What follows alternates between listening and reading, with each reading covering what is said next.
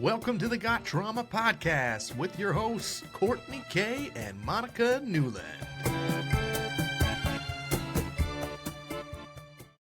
All right, we are back. We are back with another episode. What is this, 8? Is this episode 8? Episode 8. Nice. Yeah, it feels like we've been doing this for a really long time. And 8 episodes is a long time, but it feels like it's been going on for like 2 years. It's only been like 2 months. Yeah. I feel that. That was kind of like Christmas holidays with kids home. Oh, it felt like 2 weeks is too long. It felt worse than the whole summer of them being home. I'm like, why do I feel like this is a hostile overtaking and not a Christmas vacation? What the fuck's going on? Yeah. Well, they have nothing to do, I guess. The summertime they go outside and yeah, I think the lack of snow didn't help things, that's for sure. So, but the last episode we did was in person, which was lovely. It was. Hopefully everybody enjoyed that. It was really nice. So back to the old routine now. So we are doing virtual episodes for the foreseeable future, for the next couple episodes at least, until we get together again. Which is also nice because I feel like we're still sitting in the same room. It's true. Not the same vibe probably between the two of us, but like that energy that you get when you're sitting together. But this is the next best thing. Thank you, technology. Yuppers. So we were going to talk about, so we've given a lot of context. Well, Courtney, especially, you've given a lot of context to like why we've started this podcast and some of your stories already. And I've started to delve in a little bit into some of my stuff. But we were talking about what we wanted to discuss today. And oh, look at your cute little kitten. He's not that cute right now. He's playing with all the cords. We don't want that. But I thought we would spin off of your last, the story time that we did on the last episode and talk a little bit more generally about what it was like to live with somebody who is an addict or an alcoholic and sort of what that experience has been. I mean, we're going to touch on that often because that's essentially our story.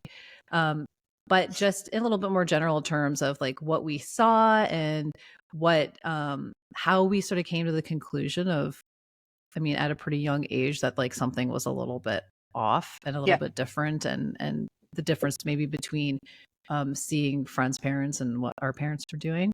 Yeah. So buckle in for that. And I think the reason why I wanted to talk about this is because there was this specific moment in my life that it stands out for me as a sort of aha moment. And I don't remember how old I was. I know I had come home from school and my mom was sitting in the backyard. And for me, like a lot of my trauma stems from my relationship with my mother. And so she was the addict and the person who I had all the shit with. My dad was already out of the picture and my brother was living with her, but I came home from school and I knew that there were things that were wrong because our environment was very hectic. There was a lot of people that were coming and going all the time. My mom had a lot of friends come over, people who would bring like drugs and alcohol and like get my mom drunk and they'd party it up. And, I was young enough that I was sort of continuing with my like normal kid stuff. But I would see this all the time. And so specifically, there's this one moment where I came home from school thinking like, oh, it was a nice day. Like I'll go and see my mom. She's sitting in the backyard doing whatever, probably smoking. And I noticed that she was hiding her cup from me. And she always drank tea. Like she wasn't really like a coffee drinker. She always drank tea. So she always had a coffee mug with her or teacup with her. And like, so that wasn't really surprising. But what was surprising was that it was so warm out and she was drinking tea outside. And I was like looking at this cup and thinking like, that's not tea or coffee or anything like that. Like there's something in that. And I remember I was talking with her and like I'm sure my energy was really like different to her. And I think she could feel that because she got really defensive, sort of like defensive and on edge when I was kind of walking around and I was looking at her and I was talking with her and I was trying to like look in this cup to see what was in it. And I remember snatching it away and seeing and smelling. I don't know if I smelt it or I tasted it or whatever I did, but I was like, this is not tea. Like this, what is in your cup? And I remember calling her out and how like that was a pivotal moment for me because it was that sort of, it was a realization that like, okay, what I've been thinking is correct. And also I felt a little like justified in my feelings as well because I knew that she was hiding these things all the time, but You validated yourself. You validated exactly. Yeah. And I mean, I was pretty young. Like I was probably like, I don't know, 12 or 13 or something like that. So I was pretty young in the sense of, I mean, I feel like 13. It doesn't seem like it's super young, but I know 13-year-olds are like, they're young and naive and like they shouldn't know these things and they shouldn't be like questioning these things. Like, yeah, absolutely not. But that was such a moment for me because I really feel like that's when a lot of the chaos started to happen. And I think it was because my respect like plummeted for her. Yeah. Because I knew things were wrong. I knew that there had been issues. I knew that things were different from other families and other parents. And I couldn't quite understand why. And I couldn't put it all together. And when I saw that she was drinking beer, I'm pretty sure it was beer out of this coffee mug in the middle of the day, sitting outside, I'm like, this is wrong. Like, this isn't something that. Well, the sneakiness really. Yeah. The sneakiness pissed me off so much. Yeah. Like, I felt like I would have respected it a lot more if it would have just like the moments where she had people over and they were kind of partying it up. I knew it was like a little much, but I understood sort of what they were doing. They're like, oh, friends come over and they're having a good time, right? This was like different, right? This was like she was doing something that she knew that she wasn't proud of and that she was hiding it from us. And my brother was too young to understand. I was catching on. And it was like, I remember this big explosive argument and I don't know, like now that I'm talking about it, I feel like I'm having some like flashbacks. So like glasses smashing and things like that, because it was I think I was so pissed off about it and I was so thrown off about it. And I called her out, like, you know me, like I'm not really one to hold back. Usually like I'm pretty honest and upfront and direct with people. And I was that with her. And I remember it just like escalating that moment of things were different. I'm like moving on, like from here on out, things were different. And that was that one specific moment that, I haven't thought about it a whole lot, but when I go back in my mind to think about where did these, because I have a hard time with timelines. Yep. And because I've blocked a lot of memories out. So I have a difficult time. That's where I'm saying like, I feel like I'm around 11, 12 years old. I don't even know if that's accurate. I just know that I was coming home from school and so I was young enough to be in school.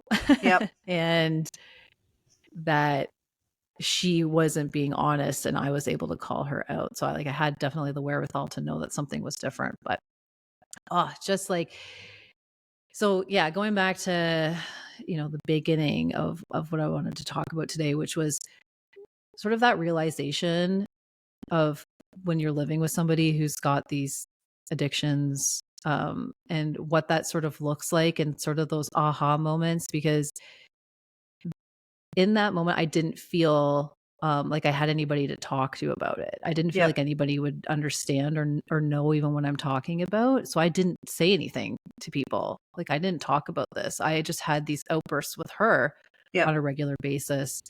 And if I had to maybe understood a bit more about what now I know, hindsight, like I know that this was a problem, maybe I would have been able to handle my situation a little bit differently. Although I was young, so I mean, that's one of the, not that hindsight, I mean, hindsight's a great thing, but sometimes there's that disadvantage to it where you do go back and you're like, oh, well, if I had done this differently, maybe this outcome would have been, maybe it would have been more positive and less negative. Yeah. And I mean, that's really not, that's neither here nor there. because Yeah. it's too hard to say what would have happened. I mean, my situation's a little like quite a bit different because I grew up with this. You Yeah. know, it wasn't From like day one. exactly. It wasn't something that I was unaccustomed to seeing, or, you know, for my family though, it was scheduled. My dad started at 7 a.m. He was very specific about what he drank. It was a 26er of this like old port sherry. It went under the seat of the car. He had it all day. That's so nuts. So, you know, it started in the morning, that get up, have a coffee, and, you know, a mouthful of sherry throughout the entire day until bedtime. So my dad was never, from my recounts as a child, I never saw him intoxicated. I just always saw him drinking out of this bottle. And then as far as my mom was, like, my mom was the breadwinner. She worked all day and she worked her ass off. And her was 5 o'clock till 2 a.m. in the morning. So it was very different. But I know, like, because I was so used to it, but I do remember an aha moment for me where I actually felt a lot of shame around it, not even really understanding why, was one morning when I think I was probably 8 or 9, and I was getting ready to get on the bus, and it was recycling and garbage day. And the recycling bin was at the end of the driveway, and there was no food containers in it. It was all wine bottles.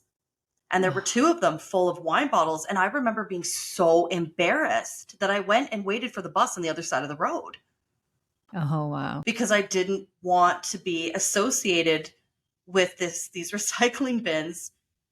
It's funny because it's something I was so used to seeing, but all of a sudden it held a very different weight to it. Yeah. Yeah. Yeah. And I was like, oh my God. Like, oh, my friends are on the bus. They're going to see this. Like, the bus driver is going to see this. I don't want to be standing next to these boxes of wine bottles. Like, the fuck. But yeah, that was my kind of, when I sort of like it clicked, like everything that you've been witnessing kind of clicked. Well, it's funny to think, being a little kid, and you're like, there's no food containers in this recycling bin. Oh, that's so it's sad. just wine bottles. So I'm like, wow. And I mean, not that I wasn't being fed, because I'm not implying that by any means.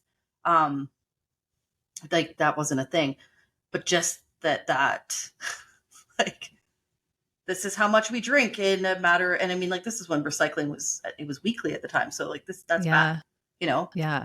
It was like a bottle and a half every day. And I mean, obviously too, there was an accumulation maybe from the week before too. So yeah, but yeah, it was not, it was embarrassing. Yeah.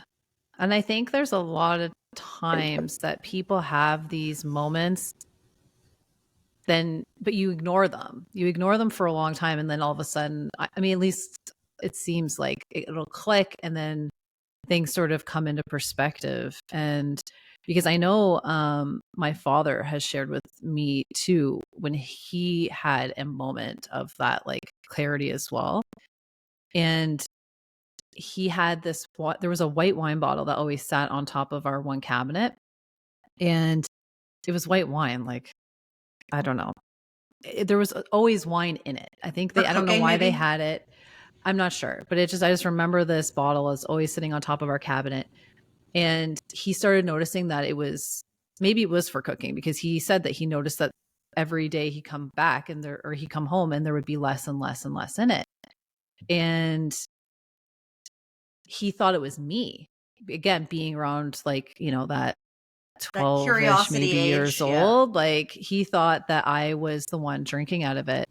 And then he realized, because I think he put water in it, and then he saw that it stopped.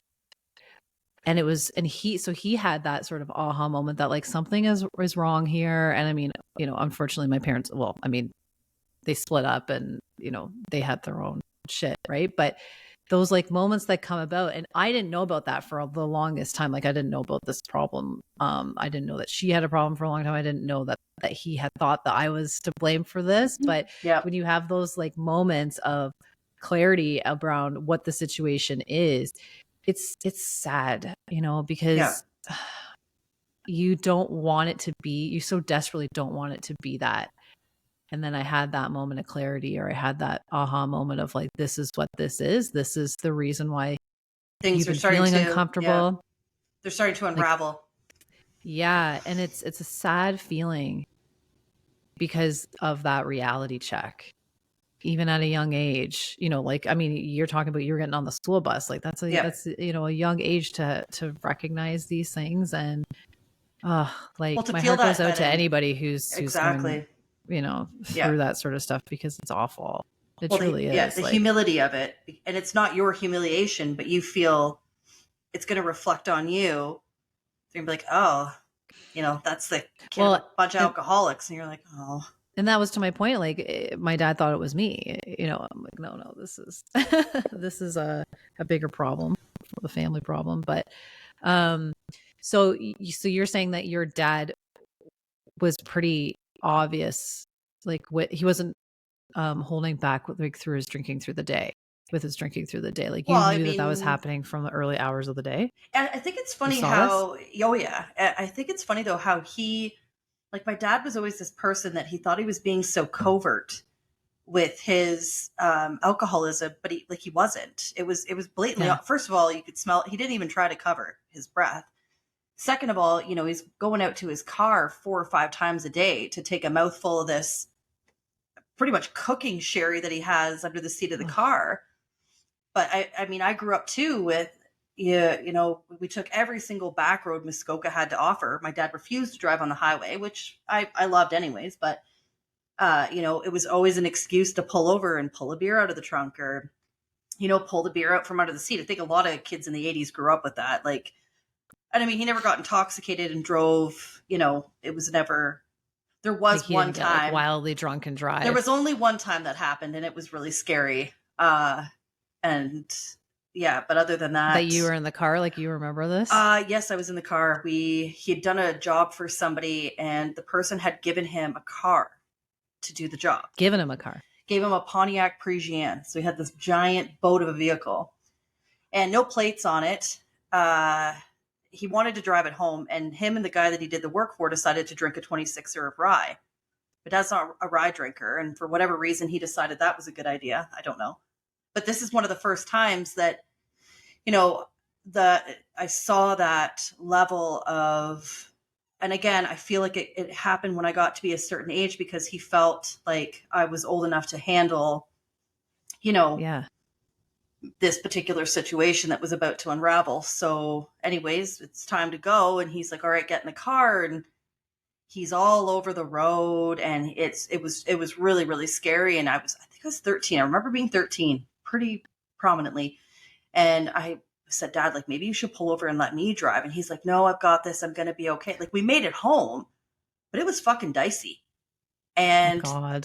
that was, I know after that, the next day he was, he went into, because he'd go into depression slumps and he'd get very like quiet. And after that day, I could see that he was really affected by what had happened, because that was the first time for him exposing me to that, Okay. that side of his addiction, because I'd never really, I mean, yes, I knew he drank every day, but he was never intoxicated. So that was one of the first times I ever saw him truly intoxicated. And put you in the position that you were, you had no choice. Yeah. Yeah. And it was fucking terrifying. Yeah. I mean, we made it, but like, Oh, God. the hell are we Is that the doing car here? that had the big front bench seat? I remember being in that car. Big sitting front in bench the- seat, back bench seat. Yeah. That's the car that we put the emu in. That was The emu? that was actually, I think that was after the Man, first you time. can't say something like that's the car No, I we know. put the emu in and Okay. then not say anything So- about what the emu is. So Oh, yeah, it's just the car we put the emu in. Yeah, no big deal.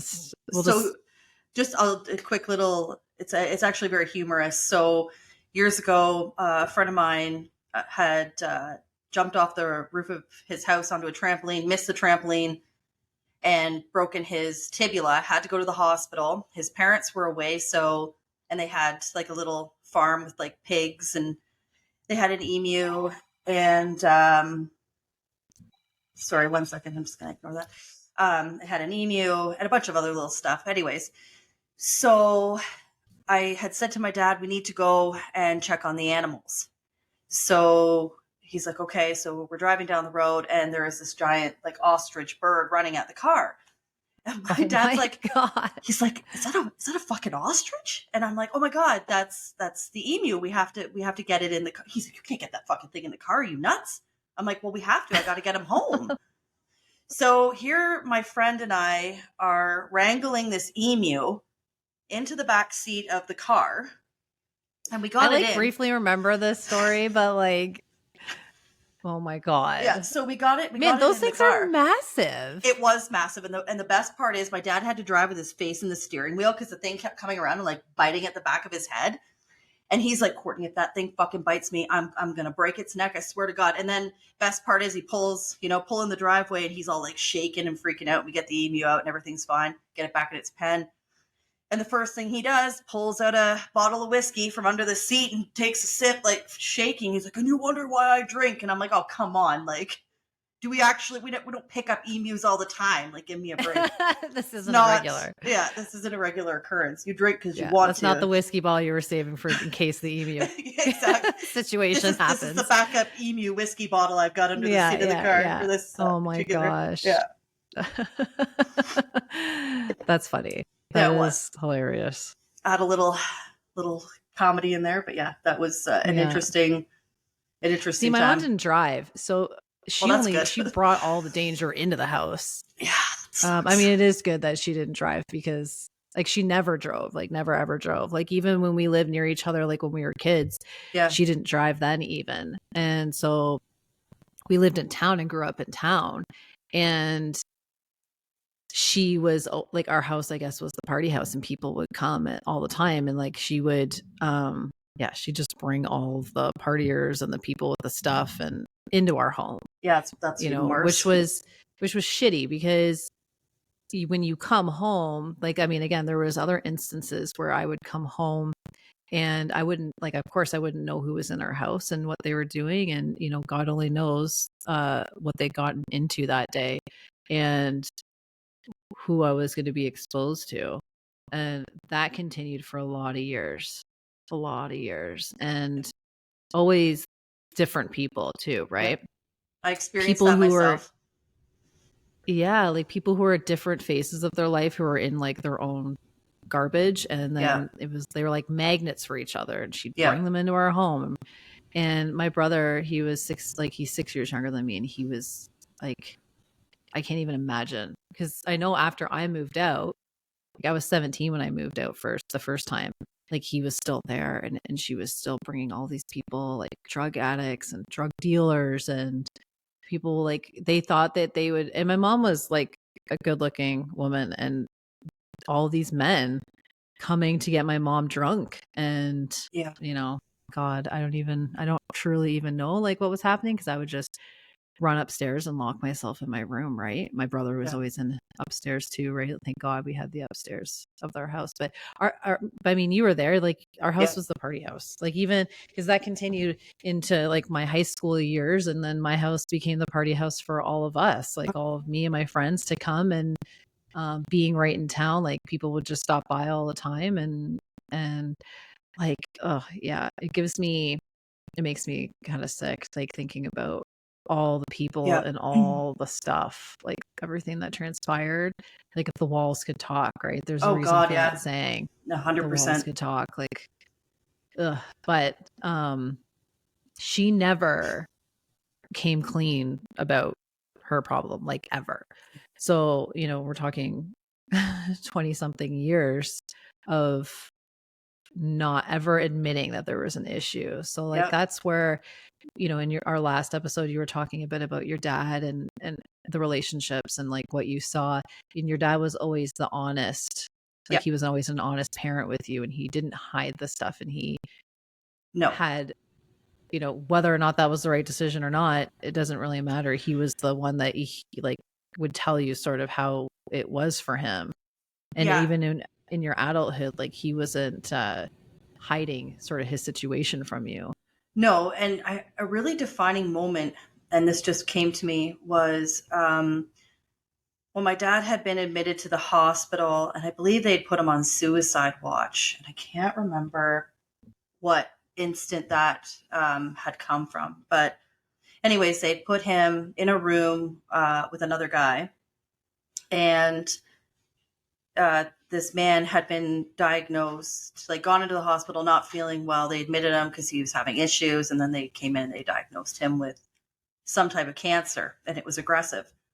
And my dad was in the other bed, and he had overheard this. And when I came to visit my dad, we went out, and he was having a cigarette, and he had this like epiphany, and he said to me, he's like, here I am in this hospital because I can't control my own willpower to just not drink. And here's this man who's worked his ass off his whole life, probably never even had a drink, or maybe he did, but it never, took him over. And this man was just handed a death sentence. And here I am. I have this ability to overcome this, but I don't have the will to do it. Yeah. And it was a very profound moment. And again, this is where my respect stayed for him. Yeah. Because despite the fact that he struggled so hard to beat this, he still tried. He still saw it. He wasn't oblivious to it. He wasn't ignorant to other people experiencing far worse things and having no control. It was just something that he just couldn't get ahead of. There was just too much. He never got to, express or be in his feelings, safely in his feelings, and, really pull through. I mean, the last year of his life he spent sober. So that was pretty amazing. It's such a fucking, it sucks. It's like, because I know that for a long time was also a reason for my resentment too, because I knew people, who didn't have parents because of those types of reasons, whose parents, had passed away from illness, or whatever. And my mom was every single day just wasting it and not enjoying her time with us and in any sort of positive way, and not being appreciative for what she had. And it was like, well, and also too, it sucked to watch. She had cancer, right? So that was probably even harder to She'd accept had because cancer. She recovered from it, and she wasn't taking life seriously after. After that something like was that, for sure. For me, definitely was like, this is like your second chance at life. Like, let's enjoy it. Let's be appreciative. Let's like go through the rest of our lives in love and, respect and everything. But I so desperately wanted that. I never, even to this day, it's not the case. Yeah. She was diagnosed at 38, and I believe she was 38, and, did like radiation and things like that, and came out of it and was in remission and passed her 5 years and went on to not really have any bouts of cancer ever again, to my knowledge. But always told everybody that she was like, I'm a cancer victim, blah, blah, blah, and making excuses. And again, like the anger that I'd have for that, knowing that, I remember I had a friend whose mom did pass away from cancer when we were in high school. And my mom and her mom knew each other. And I remember how awful that would have been for her to go through that whole process with her mom. And then here I am, dealing with this like toxic individual who doesn't have any respect for herself, doesn't have any respect for her children, any respect for like the rest of her family. Like, at least that's how I viewed it. I'm sure she has a different story, but that's how I viewed it. And like that resentment would build and build and build and build, which is why we always had such a very volatile, toxic relationship, because I just could not understand how a person would go through life like that and choose that path. I get like addiction is difficult. I get that, like I've been down that road, unfortunately, as well, but I was able to pull myself out. Like, I do believe that there's resources and people, and you can find the strength to improve your situation. I'm not saying that you ever fully get over something like that, but I had so little respect for the actions and, not like the lack of accountability and everything that And, going back to your dad, it's true because he was always such a lovely person. And even though most of, or all of the interactions I had with him were in situations where we were sort of partying and drinking, and or maybe not. Like, I mean, we spent a lot of time together when we weren't doing that. I feel like we talk about our party days a lot, but like there was obviously lots of times where we weren't doing that. And yeah, he No, was always for kind sure. of the same. Like he was very even keel. Like Yeah. he was very Wise. Always to he make a would sit down, he'd long like, story short. yeah, exactly. And it was always very much the same. Where with my mom and, more so with your mom, I remember Yeah. those like really turbulent, like Oh, roller yeah. coaster of emotions and You never knew what you were going to Yeah. get. It was always a Dr. Jekyll, Mr. Hyde situation. yeah, And that was, for me, the most difficult to deal with. yeah, Because again, I could never address if something had happened that I was upset about. Addressing it was not an option unless I yeah, planned yeah. to be, Responsible for it. exactly, unless I was going to take responsibility for it, then there was no point. And again, I feel like holding that stuff in is extremely toxic. I just, it just sucks that those situations happen, and they happen more frequently. Even with the amount of knowledge that's out there, this shit still happens.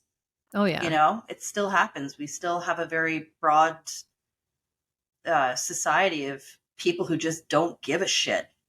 Yeah. And I mean, I guess that sounds kind of harsh, and I'm not applying that to every situation, but definitely in my situation, I'm applying that because that's how I felt. Yeah. Mainly from one parent more than the other, that I definitely Yeah. felt like that was a big thing. Just, I mean, again, my dad was always accountable. You call him out, he'd be like, yeah, well, this is, and I mean, not that made it any better either in a sense. Like, I'm not trying to also, Yeah, it's not an excuse. like deflect his behavior by any means. It made it easier to handle, knowing that at least when presented with a situation like this wasn't okay or whatever, it'd be like, I'm really sorry. I'll try to do better next time, kind of thing. Not the same on the other hand. So yeah, and to your point, I think that's where during that like sort of aha moment for myself, that's where I was angry because I could wrap my head around people getting together and, partying it up, and that wasn't hidden from me. Like like to the point where it was like not hidden enough because I was seeing all kinds of shit that was like ridiculous. Like watching people fucking do blow on her kitchen table. Like that's not cool. Yeah, nope. It's not. But like that moment of where she was hiding it, I was so angry about that because like, I don't know, it sounds very weird and maybe somebody who's a professional could like make it more clear for me, but I was so angry in that moment of seeing that she'd been hiding it and it not acknowledging it, not taking accountability and doing it in a very sneaky way versus her inviting people over and doing very reckless activities in front of their, like both are very inexcusable. Yeah.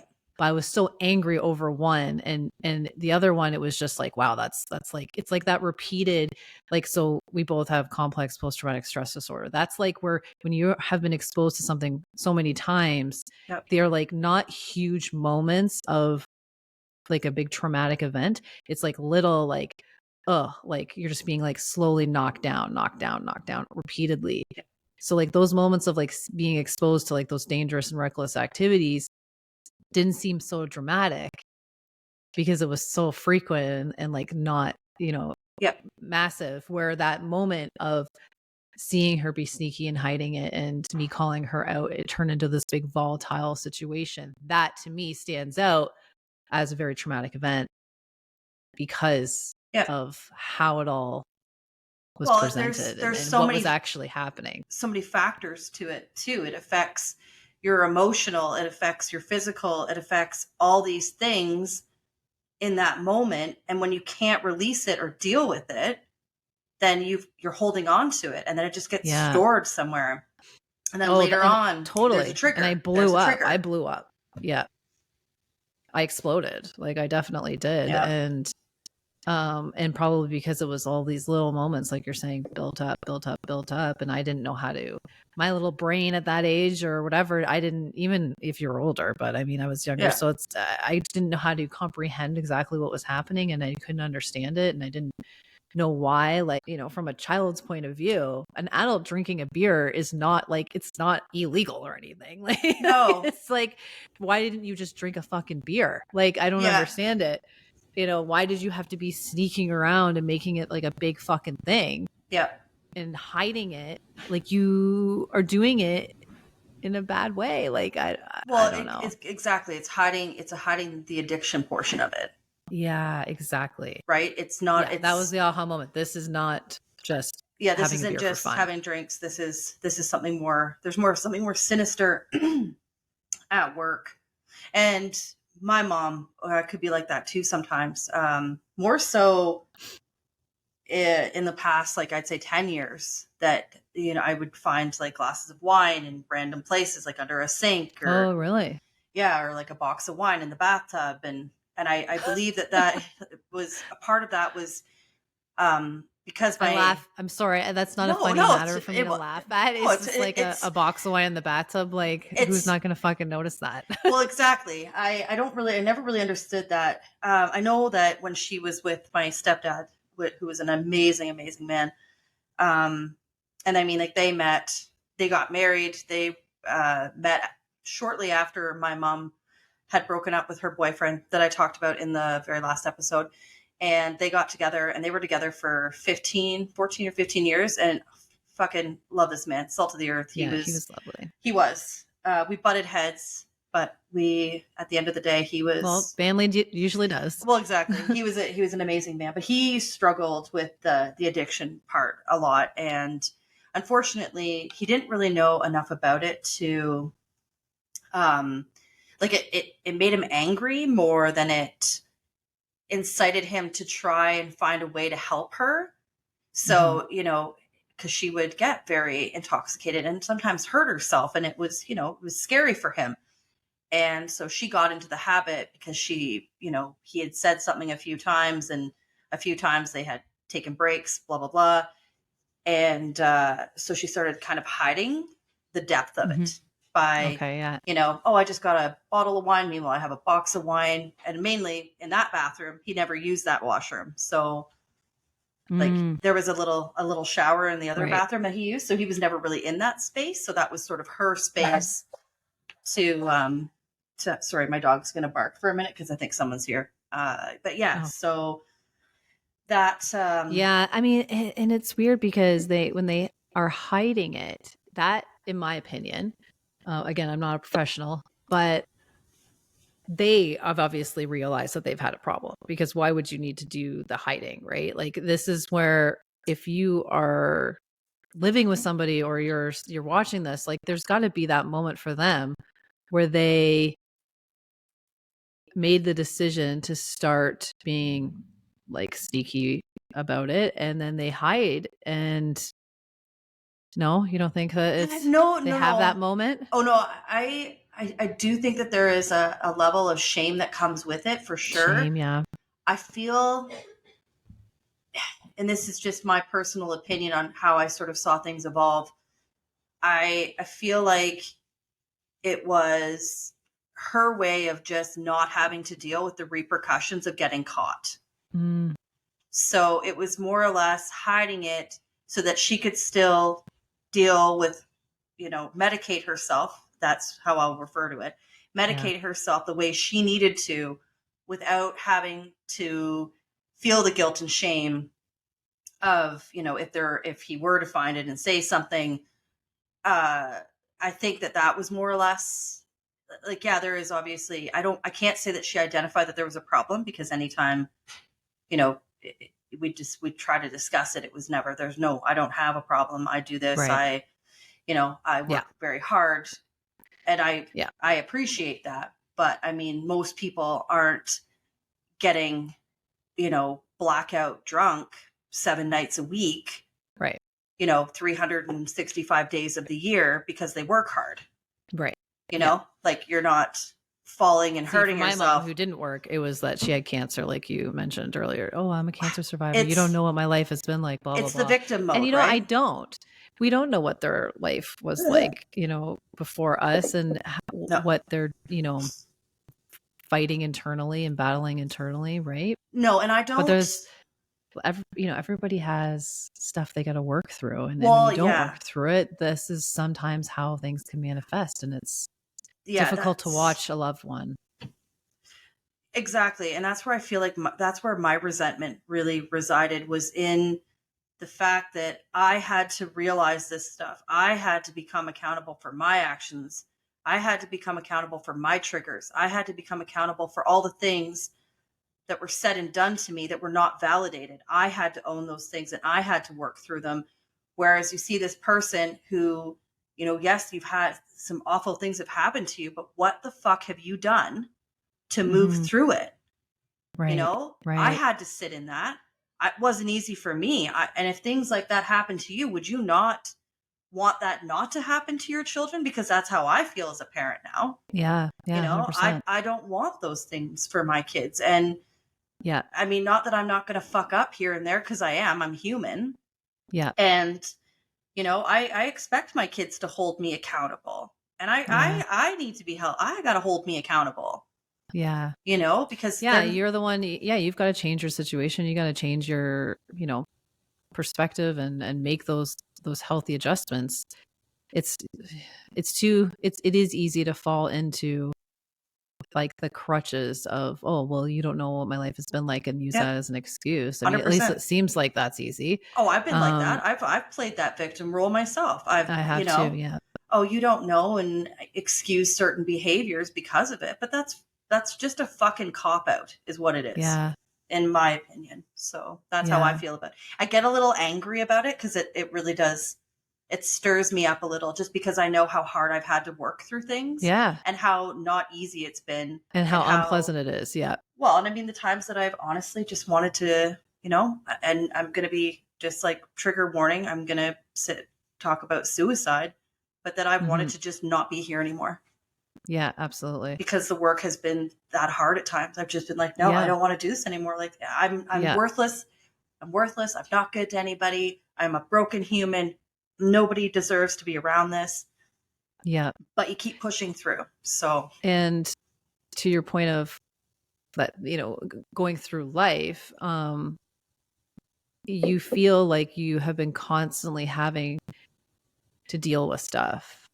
Like I have certainly felt like that as well, where it's like, I'm not able to physically handle another situation.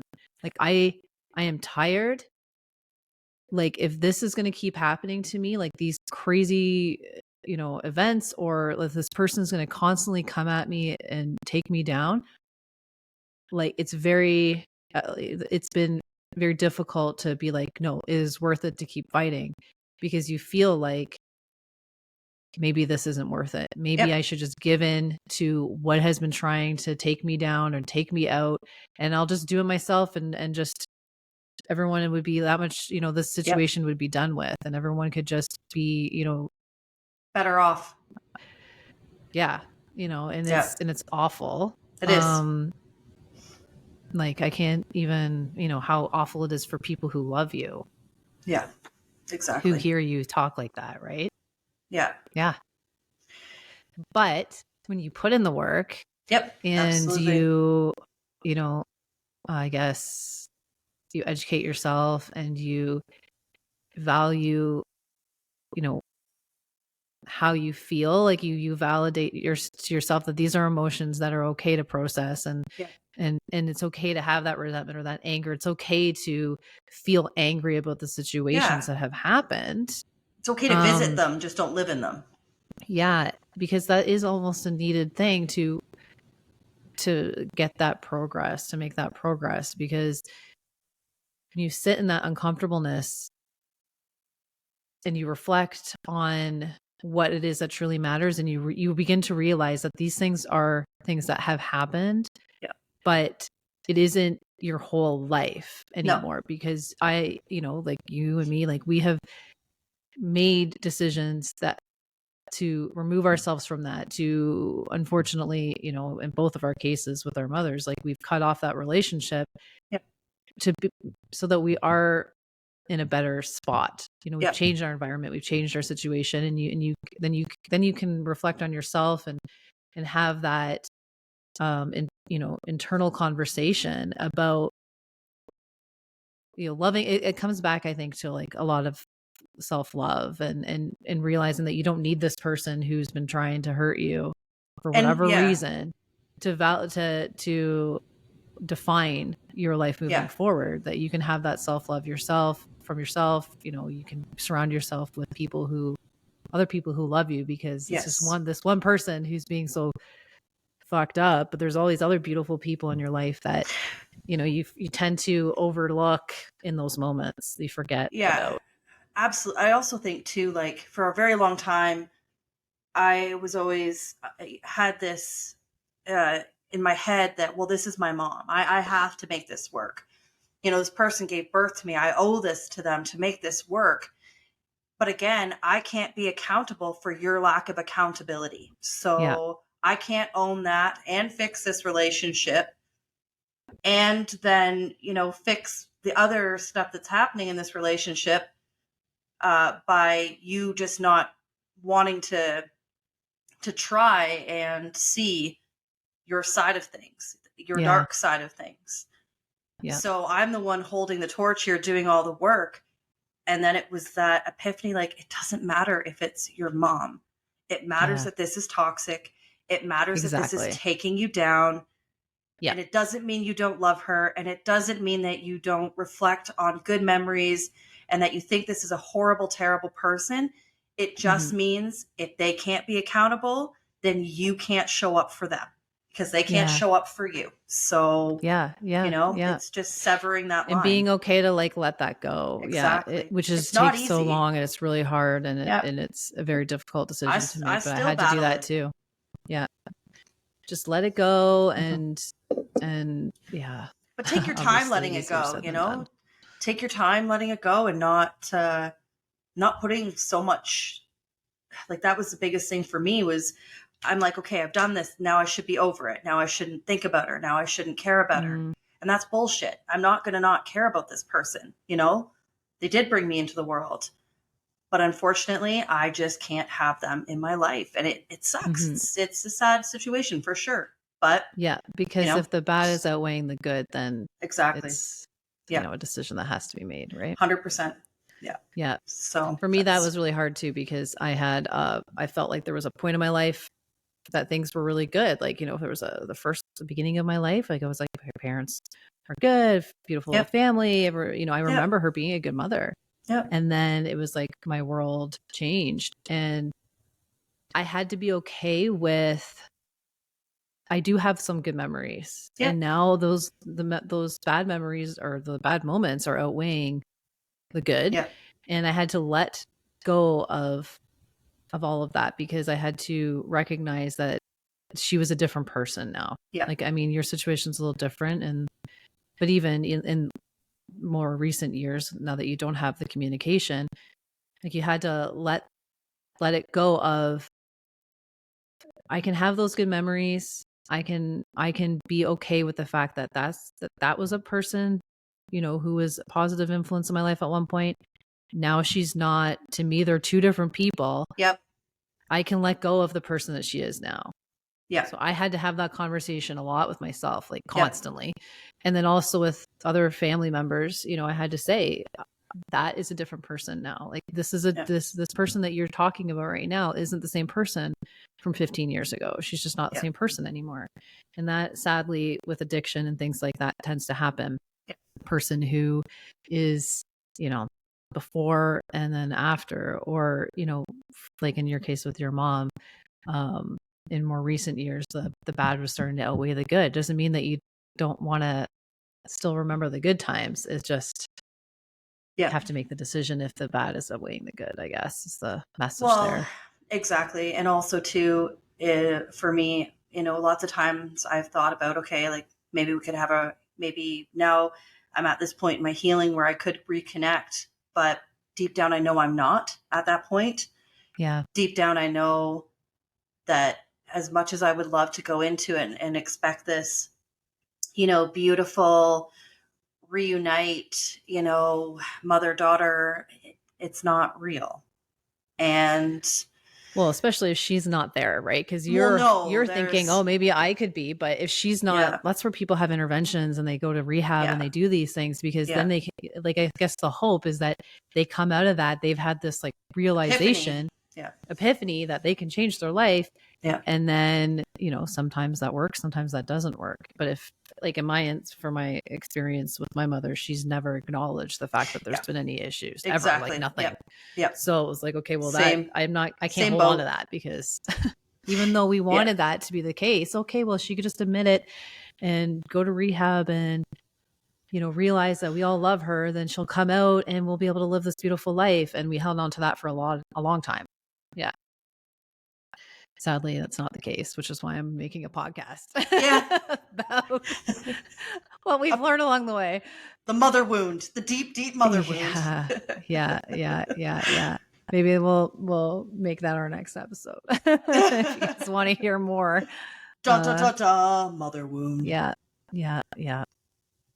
But I think being a mom too now is certainly changed my perspective on things. Like, 100%. changed my perspective, because I think there's still that anger there, and even maybe I get angrier about certain situations. Yeah. But then also the resentment has built, because I'm like, I just don't understand it. I just can't understand it. Exactly. But I don't have to understand. And that's not, I can acknowledge that I don't have to understand it, and I can just make the decision that's in my own best interest and my family's. And that's all that matters now. Exactly. 100%. That is where it's at for sure. I'm in that boat myself. So, and as it goes, day by day, day to time. Day by day. Yeah. I was just going to say that. Yeah. Well, tomorrow's another day, right? Exactly. Well, I thought that would be a quick conversation, but we actually... Oh, look at us. Yeah. We got it almost to an hour. Maybe, nice job. I know. Yeah, we've been talking for almost an hour. That's how quickly these, conversations happen. Yeah. They go by at least. Yeah, we've unloaded a lot. Mm-hmm. But so hopefully everyone, maybe we wrap it up with that, and hopefully everybody enjoyed that episode. I would like to hear from some of our listeners as to like what sort of topics are resonating, what people want to hear more of, because our podcast is called Got Trauma. We're speaking from our own perspective of like our own scenarios and experiences. But if there's other topics that are a little bit more broad, I know we were talking about gaslighting as maybe something people might want to hear about, and our experience with that and sort of what that means. But if there's other topics that people want to hear about, please let us know. Yes. It's funny because you took the words right out of my mouth. I was gonna say the same thing, and then I was like, "Oh, she's got this." Perfect. My mapping. Love it. Yeah, because we welcome any sort of feedback that way, or if anyone wants us to talk. I know we've mentioned about like more community, and people have specific situations that they want to talk a bit about or share, that we can reflect upon that as well. So anyways, any and all feedback is appreciated, I guess. Please. Yes, please. All right. Well, thanks everybody. We'll see you in the next episode. Thanks. Thanks for tuning in. Be sure to hit those subscribe and share buttons. We'll see you at the next one.